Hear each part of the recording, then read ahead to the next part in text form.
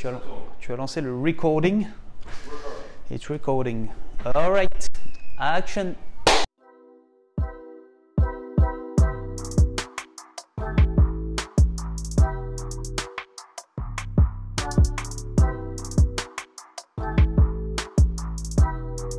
Salut Antoine, salut tout le monde. On repart sur les cocktails au verre à mélange. Cette fois-ci, on va faire un grand classique. Assez facile à faire puisqu'il ne faut pas beaucoup d'ingrédients. Et en théorie, si vous avez suivi nos vidéos depuis le départ et que vous avez fait des cocktails chez vous, vous commencez à avoir ces ingrédients chez vous. Ou en tout cas une partie. D'ailleurs, j'en profite. Si vous regardez nos vidéos, que ça vous plaît ou que vous vous dites c'est sympathique, je sais, c'est des phrases de youtubeurs, mais il faut les placer. Essayez de vous abonner ou au moins mettre des likes, appuyer sur la petite cloche. Je ne sais pas trop ce qu'il faut faire, mais apparemment, il faut cliquer sur tout pour que YouTube nous reconnaisse et qu'on existe sur cette plateforme gigantesque. Voilà, on va faire un cocktail, donc comme je l'ai dit, qui s'appelle le Manhattan. Il y a deux versions. L'original, c'est le Manhattan, ça se fait avec une dry vermouth, donc du Dolin. Nous, c'est ce qu'on va utiliser. On l'a utilisé dans plein de nos vidéos pour le moment.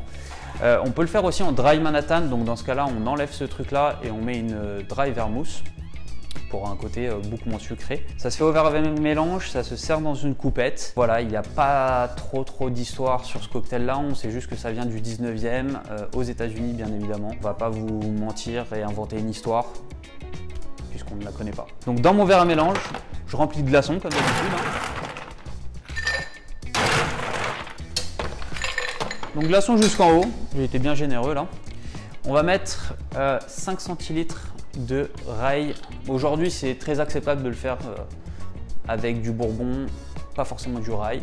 En tout cas, la recette originale propose et préconise de le faire avec du rail, donc on va suivre les recommandations. 2 centilitres et demi de sweet vermouth qu'on vient mettre dans notre verre à mélange. Donc ça, c'est 2 et 2,5. On rajoute un petit peu. Et puis, bien évidemment, un ingrédient très important qui est l'angostura, le bitter, pour amener le côté amer. On en a parlé 1 milliard de fois, on en parle beaucoup sur notre Instagram aussi. On vient, moi je mets entre 4 et 5 gouttes. Et du coup, on va venir avec cette grande cuillère mélange, on va venir mélanger dans notre verre pour refroidir le cocktail.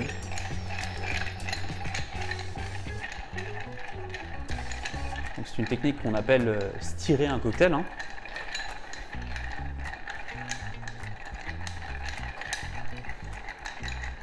Une fois que le cocktail est bien dilué, bien frais dans notre verre mélange, on utilise le petit strainer et on va verser dans ce verre coupette. Donc dans notre verre, ça on met de côté. Et petit dernier élément, le zeste d'orange.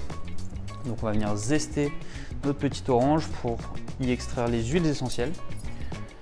Donc on va venir presser au-dessus du verre à coupette. Comme ça, on tourne un petit peu sur le verre pour avoir ce goût en premier. Et puis on vient le mettre à l'intérieur.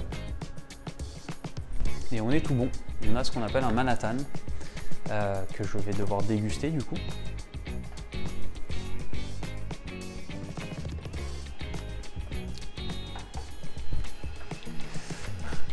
C'est fort, c'est un cocktail puissant.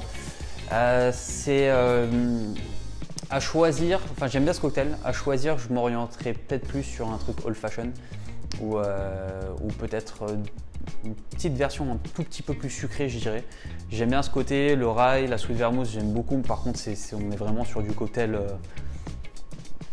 on est sur des cocktails où il faut se méfier quoi, faut pas en boire 4-5 dans la soirée quoi. Donc voilà, c'était la petite recommandation de fin de vidéo.